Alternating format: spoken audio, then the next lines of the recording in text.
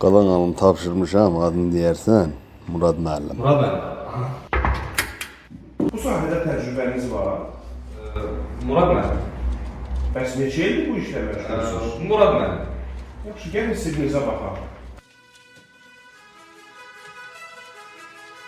5 ildən sonra özünüzü harada görürsünüz?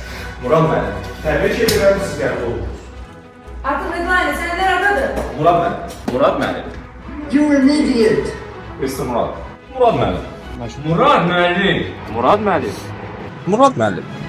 Murad müəllim! Murad müəllim!